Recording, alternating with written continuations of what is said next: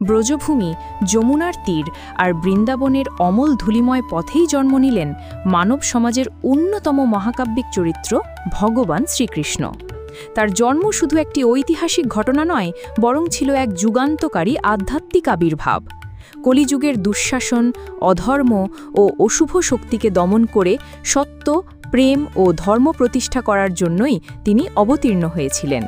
তবে এই মহাসত্যের পেছনে লুকিয়ে আছে শিশুকৃষ্ণের সেই রঙিন, রসাল, ভক্তিময় ও অলৌকিক বাল্যলীলা। আজ আমরা একত্রে দেখব তার জন্মের রহস্য, নন্দালয়ের কোলাহল, যশোদার স্নেহ, গোপ বালকদের সাথে তার খেলা, গোপীগণের প্রতি ভালোবাসা ও অসুর নিধনের অলৌকিক ঘটনা। সব মিলিয়ে কৃষ্ণের বাল্যলীলা শুধু একটি গল্প নয়, এটি এক অমর মহাকাব্য, যা যুগে যুগে ভক্ত হৃদয়ে আনন্দ, প্রেম ও ভক্তির বীজ বপন করেছে। কংসের কারাগারে দেবকী ও বসুদেবের কোল জুড়ে জন্ম নেন কৃষ্ণ। আকাশবাণী হয়েছিল, অষ্টম সন্তানই হবে কংসের বিনাশকারী।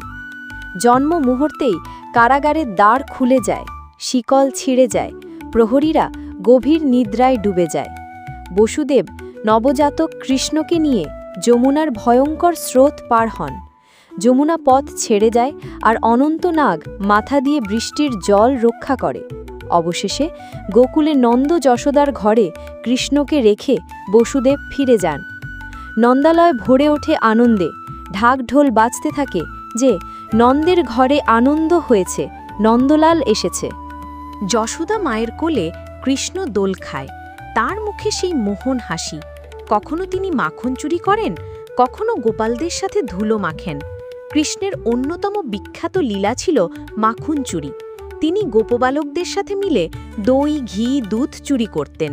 গ্রাম্য গোপিনীরা অভিযোগ নিয়ে যশোদার কাছে আসলেও কৃষ্ণের দুষ্টুমি ভরা হাসি দেখে তারা মুগ্ধ হয়ে যেতেন। একদিন কৃষ্ণ মাটি খাচ্ছিলেন। যশোদা মায়ের ভয়ে মুখ খোলাতে দেখা গেল তার মুখে গোটা ব্রহ্মাণ্ড, অসংখ্য নক্ষত্র, চন্দ্র, সূর্য ও দিক দিগন্ত। যশোদা মূর্ছা যান, পরে আবার মাতৃস্নেহে শিশুকে বুকে জড়িয়ে ধরেন। কংস চুপ করে বসেছিল না। বারবার সে প্রলম্ব, বকাসুর, অঘাসুর প্রভৃতি অসুরদের পাঠাত কৃষ্ণকে হত্যা করতে। পুতনা রাক্ষসী দুধের নামে বিষ খাইয়ে কৃষ্ণকে মারতে এসেছিল। কৃষ্ণ তার স্তন মুখে ধরে প্রাণশক্তি শুষে নেন। পুতনা মুক্তি পায়, আর কৃষ্ণকে বলা হয় পুতনা মুখ্যদাতা। শকটাসুর রূপে আসা দৈত্যকে কৃষ্ণ খেলতে খেলতেই লাথি মেরে ভেঙে দেন। তৃণাবর্ত ঝড় হয়ে কৃষ্ণকে আকাশে তুলে নিয়ে যাওয়ার চেষ্টা করেছিল, কিন্তু কৃষ্ণ তার গলা চেপে ধরে তাকে নিধন করেন। অঘাসুর সাপের আকারে এসে গোপালদের গিলে ফেলতে চেয়েছিল। কৃষ্ণ তার দেহ ফাটিয়ে অসংখ্য প্রাণ রক্ষা করেন। এই সব লীলা বৃন্দাবনের প্রতিটি মানুষের হৃদয়ে কৃষ্ণের অলৌকিকতা প্রতিষ্ঠা করে।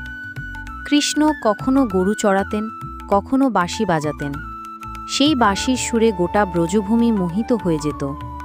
গোপ বালকের সাথে খেলার সময় কৃষ্ণ সবসময় সমান বন্ধু ছিলেন। গরিব ধনী ভেদ ভুলে তিনি সকলের সাথে ভাগ করে নিতেন দুধ মাখন।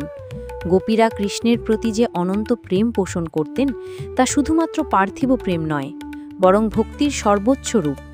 রাতের আধারে রাসলীলায় কৃষ্ণ অসংখ্য রূপ ধারণ করে প্রতিটি গোপীর সাথে নৃত্যে মেতে উঠতেন। একবার ব্রজবাসীরা ইন্দ্রদেবকে পূজা করতে উদ্যত হয়।